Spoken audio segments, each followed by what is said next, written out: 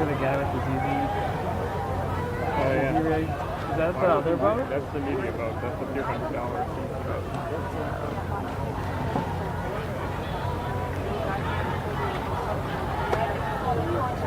I see. You're fine. I have to go the other way. I already have a camera up there, but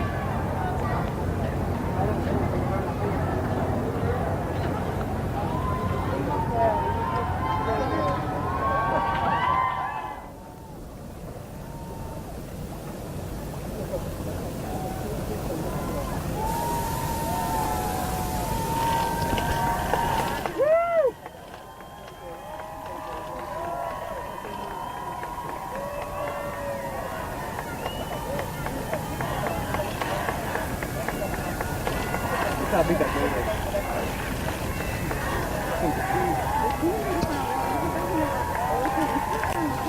Go Greta! Go Greta!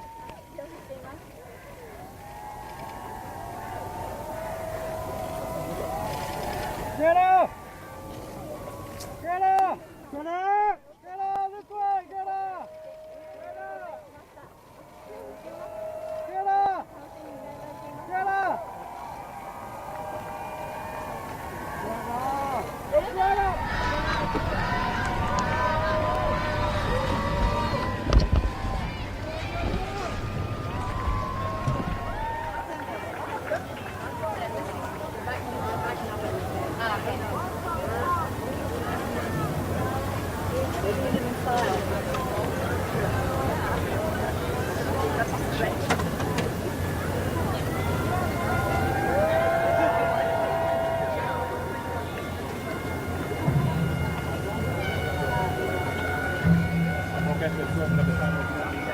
I'm gonna sneak push to the other side of here.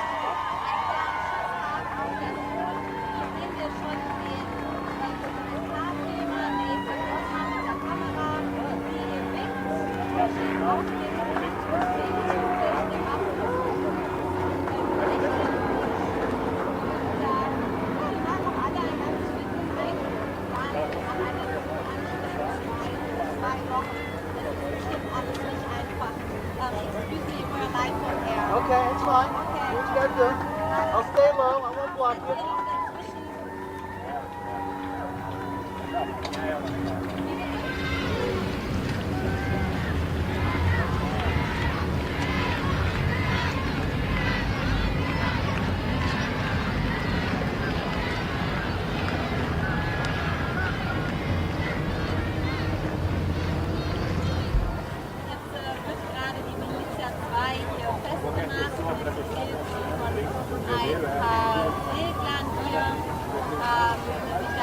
Dass das Boot richtig fest ist hier.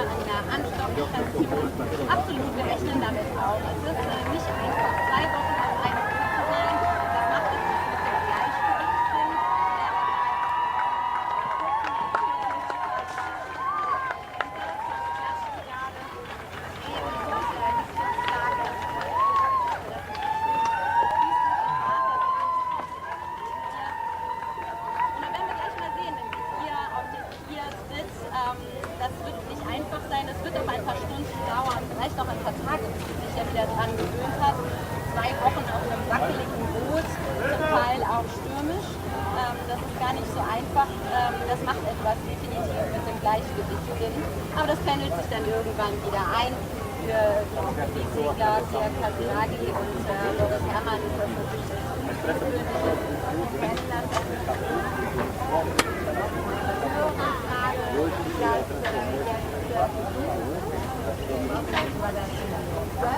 Greta zu New York. War auf dem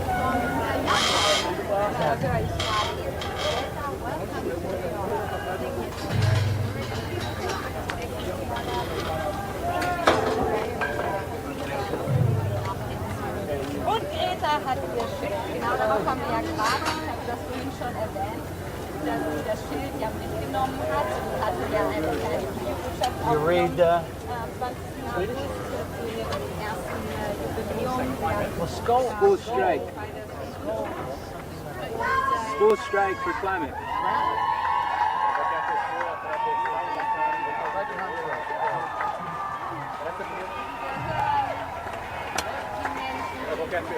It's a flag you're gonna.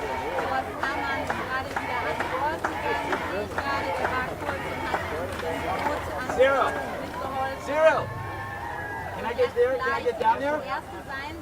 Could you mind saying that? Hey, sorry, we need to keep folks up here. Just because if you come, then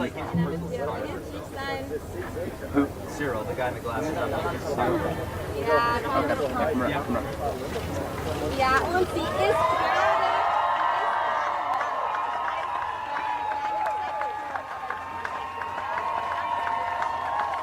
Hold it up!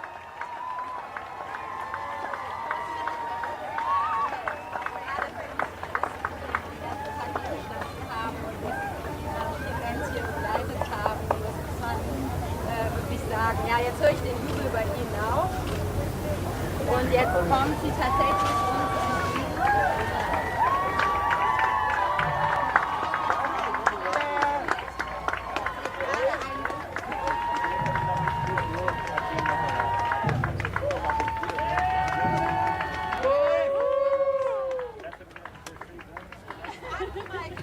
Greta, how are you doing?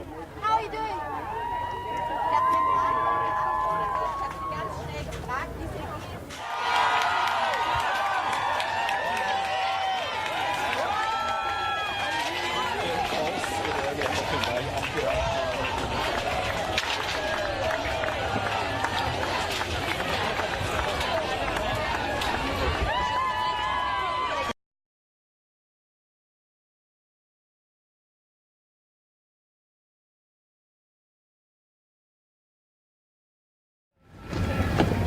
Gotta wait for permission and then we can.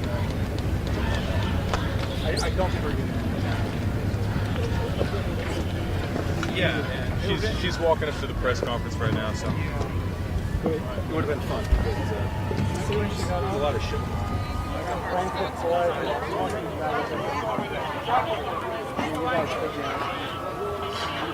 Let's go in.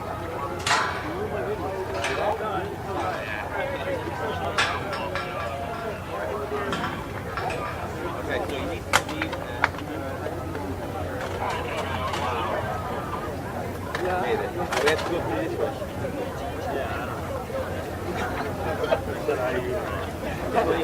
The security protocol just broke down. There's nothing now. It's like, Hi, how are you? well, they don't move to where she is. You know.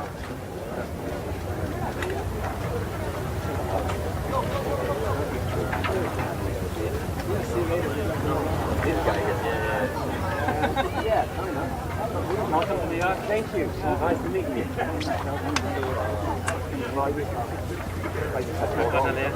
How are you? Nice to meet you. Thank you.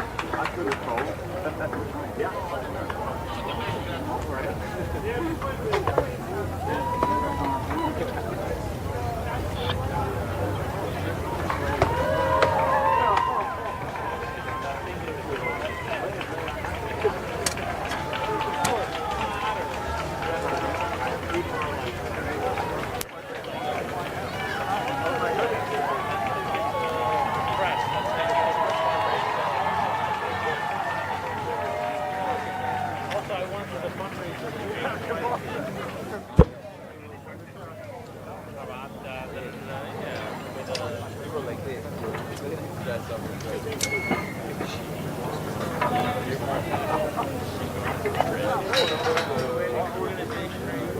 else has had extra.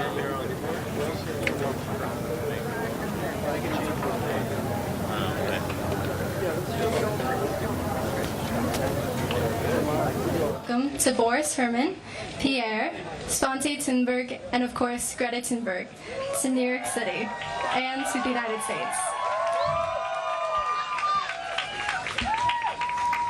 They've inspired the world with their symbolic zero-emissions journey across the Atlantic in the Malaysia Second. And through their travels, they've demonstrated an admirable and sustainable way to live in the future. We're also grateful for Greta bringing the future to America. Fridays for Future, that is. Her solo strike in front of the Swedish Parliament has emboldened hundreds of thousands of youth in our country to unite behind the science of climate change and strike for their futures too. As for myself, I joined Greta on strike late last year and also found myself alone in the beginning. So way back then, I reached out to Greta on social media for support, and on December 23rd of 2018, she wrote me back. She said, "My advice for a future is to stay at it, week after week, month after month. Then you will sooner or later start something really big, so never stop." Then she says, "Hope to join you someday if I can find a ship to America." Well, Greta, thank you for staying at it, and I'm really glad you found your ship.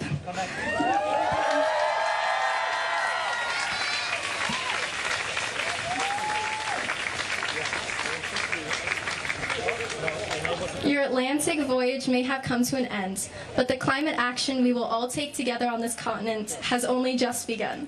Thank you. Thank you very much, Alexandra. So next up we have Shie.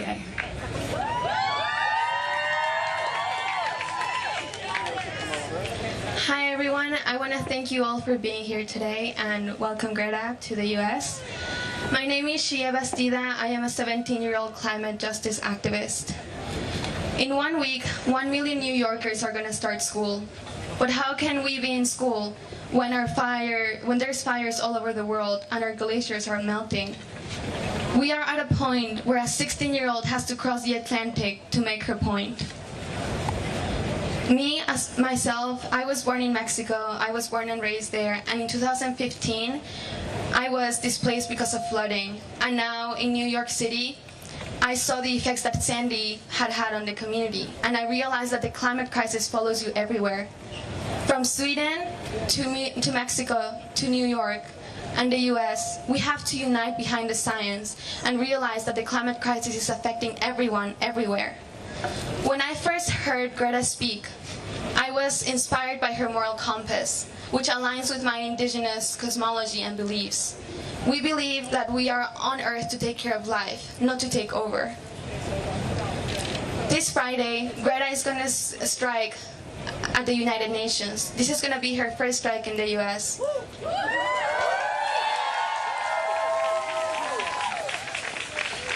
But this is just a build-up for the September 20th global climate strike, where people from all over the world are going to unite to demand climate action. This is going to be an intergenerational strike because the climate crisis requires collaboration and intergenerational solutions. So I thank you all for being here. Welcome Greta again. Thank you so much.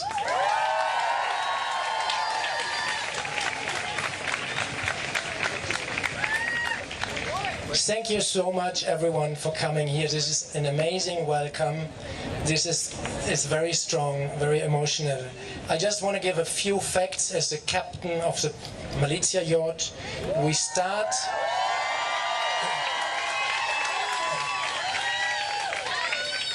started on August 14th, 1445 UTC, our journey.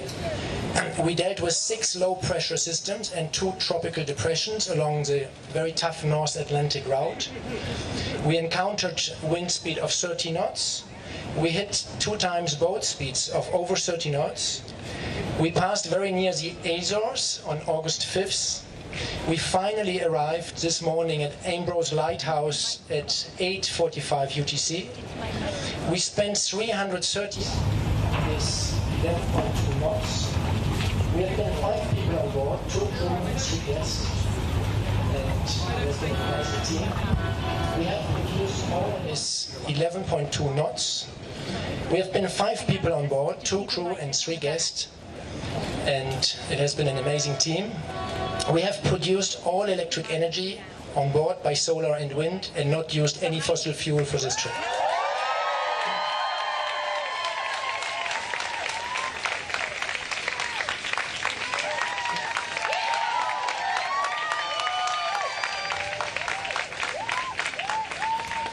I would like to congratulate Greta for her incredible achievement.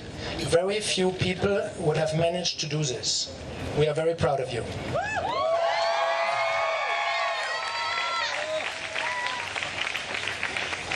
I also congratulate the other passengers, and I would like to say a big thank you to the Principality of Monaco, without which this boat, and extremely relieved that this has all worked out exactly as planned. We wish you, Rita, all the best for your upcoming journey through North and South America.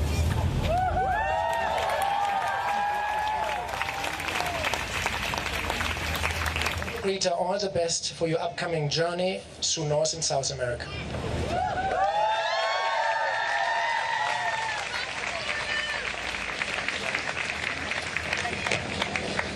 Well, all of this is very overwhelming, and the ground is still shaking for me. But I want to thank everyone so much, everyone who is here, and everyone who is involved in this climate fight, because this is a fight across borders, across continents, and it's as you said, it is insane that a 16-year-old have to cross the Atlantic Ocean to make a stand and this of course is not something that I want everyone to do. The trip was very surprisingly good. I did not feel seasick once, so there was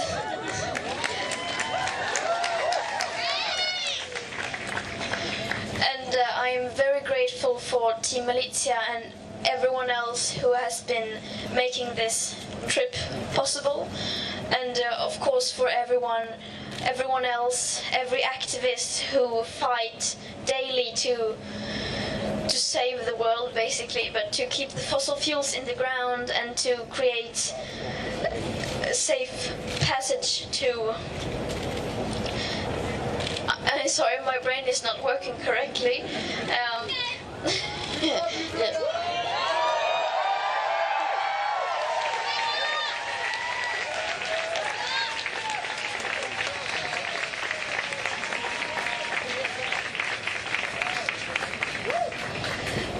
The climate and ecological crisis is a global crisis and the biggest crisis humanity has ever faced, and if we don't manage to work together, to cooperate and to work together despite our differences, then we will fail. So we need to stand together and support each other and to take action, because otherwise it might be too late. So let's not wait any longer, let's do it now. Yes.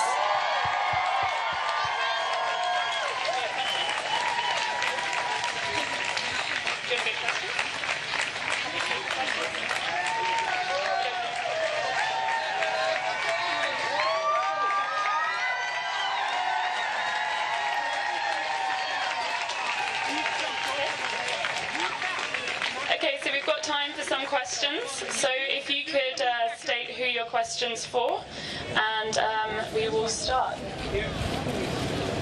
Okay, gentleman at the back there. Question for Greta. What are your plans for your tour de York? What are you going to be doing? Right now I'm going to first finish this press conference and then go back to the boat and get my stuff, and then I'm going to rest. And then on this Friday I'm going to join the school striking young people outside the UN, which they have been doing for every Friday now for more than half a year.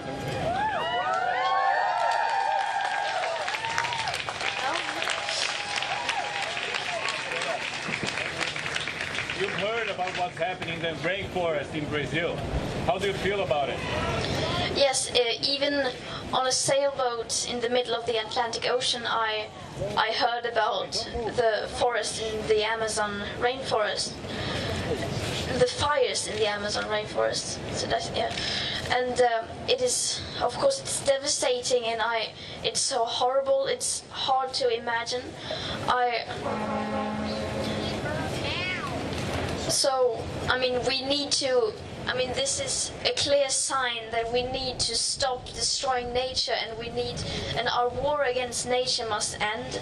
And I mean, the Amazon is such a key to addressing the climate crisis and the ecological crisis. So that is incredibly important. We cannot understand how important it is. So, yeah.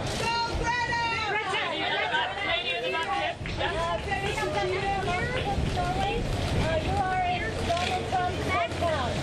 What is your message for Donald Trump and the American people? It's strange. Everyone always asks me about Donald Trump.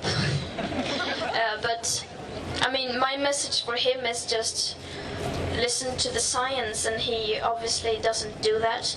So, I mean, as I always say to this question, if no one has been able to convince him about the climate crisis, the urgency, then why should I be able to do that? So I'm just going to now focus on spreading awareness, and that people in general will start caring and realize how big of a crisis this is.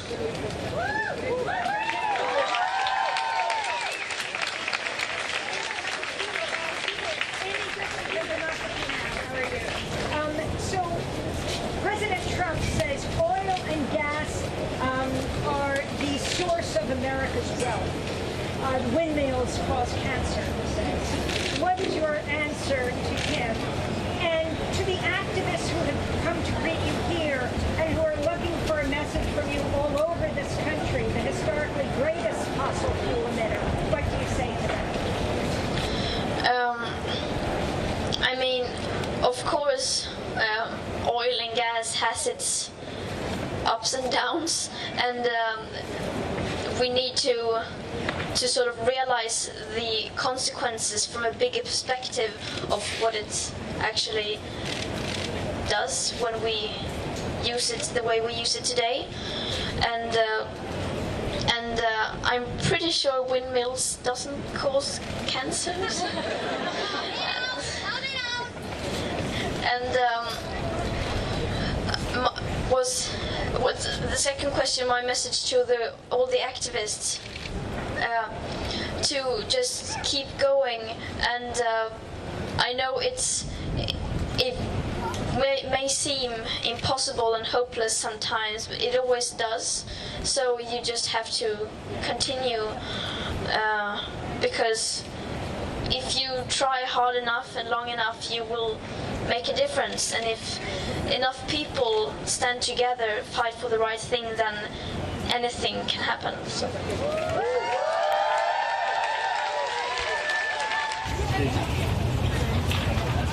I mean,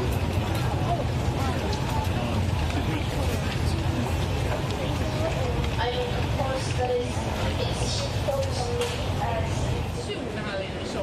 how does it feel that the focus is so much on Greta's person here? I mean, of course, it's a huge focus on me as an individual, and maybe in a way that takes away from the focus from the actual problem.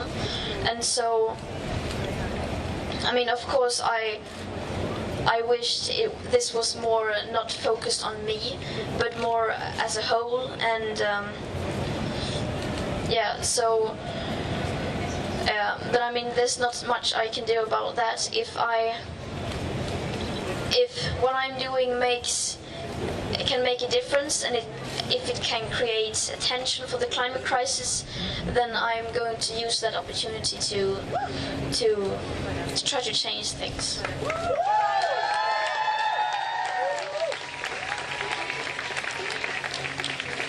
Lady down here in the blue shirt. Sorry, yeah. Congratulations. You're planning to celebrate and to relax for everyone as well. Indeed. I'm going to relax for some days now, and I won't really celebrate this trip or anything. I will just be as normal, because that is what I enjoy the most, to not do anything and to go for walks and eat fresh food, not freeze-dried, and to be dry and to clean myself. Are you still thinking to stay on Chile? We are expecting you in December, and what do you expect about COP25? I am definitely coming to Chile, as it looks now, and I am going to try to get there, of course, without flying. So there will be a lot of trains, buses, and probably even sailing as well. I will figure that out as time goes by. And from COP25, I expect, I mean, that must be some kind of breaking point. This United Nations Climate Action Summit in September now, and the COP25, these two have to be a tipping point. I hope it will be, because it must. And I and many people with me are going to try to do everything we can to make sure that the world leaders have all eyes on them during these conferences, so that they cannot continue to ignore this.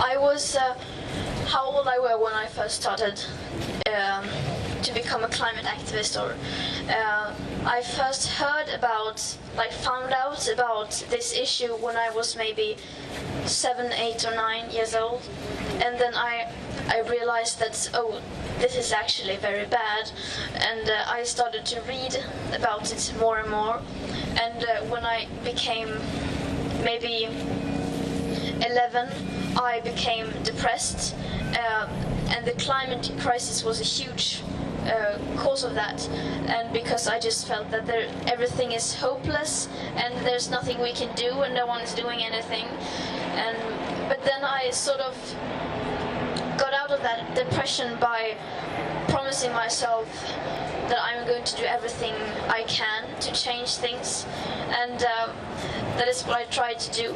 And I started to go to marches and demonstrations and to join organizations and things like that.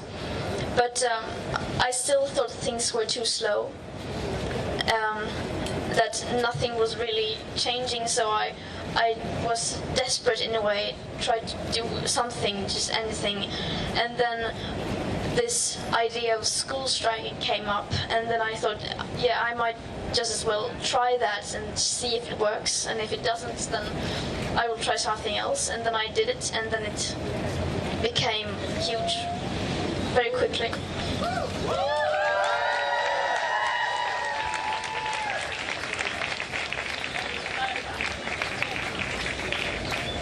To go to any of these countries like Saudi Arabia, Iran, Nigeria that depend on oil for their development, and what would you say to their leaders when they come here that would change their mind? I mean, what I say to all leaders is that we have to take responsibility and see the bigger picture, and of course different countries have different different ways, or they are depending on different things, and that of course we need to take into account that. And of course, the aspect of equity, which is stated throughout the Paris Agreement, we also need to take into account that different countries are on different developing levels, and we need to make sure that everyone gets a just transition, and that's why, I get it.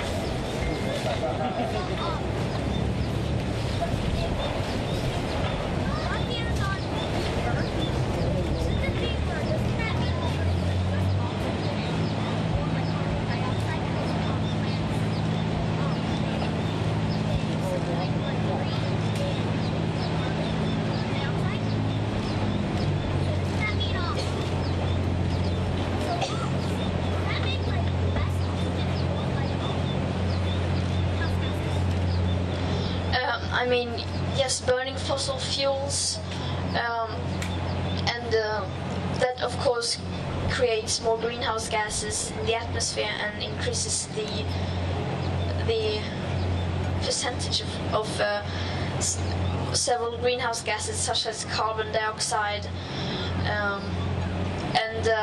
so yeah, that is true, maybe, and of course that combined with deforestation and destruction of natural habitats,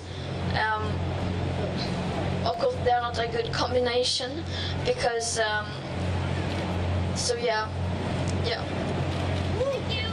Thank you. What's one thing you're gonna miss about your talk from the last few weeks? The thing I'm going to miss the most is to be disconnected from everything and everyone, to not have contact with anyone, and to just not have anything you have to do, and to just literally sit for hours and just stare at the ocean, not doing anything. That was great, and I'm going to miss that a lot. And of course, to be in this wilderness, the ocean, and to see the beauty of it, and that I'm also going to miss. Peace and quiet.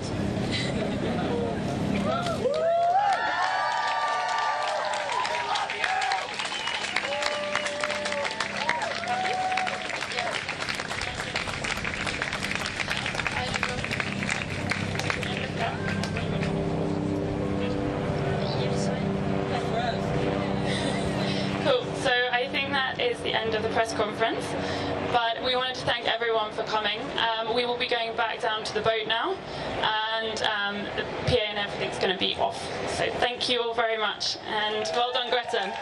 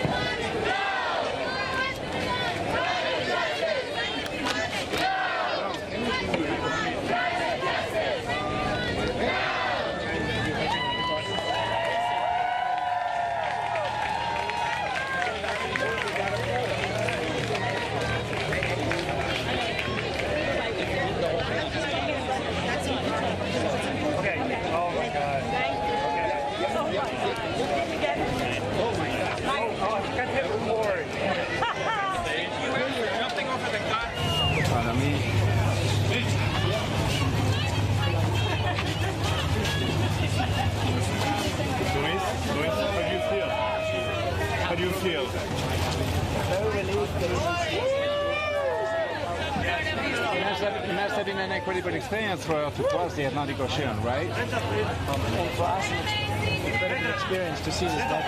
Was it a difficult experience? For me, it was a bit tense, but hope was it really good. Thank you very much. How do you feel, Greta? How was the experience for you, Greta? It was good. Thank you. Pretty transforming, no? What? Pretty transforming. Greta, Greta, did you meet Scandinavia already? Greta, can you autograph? What's up, Greta? You're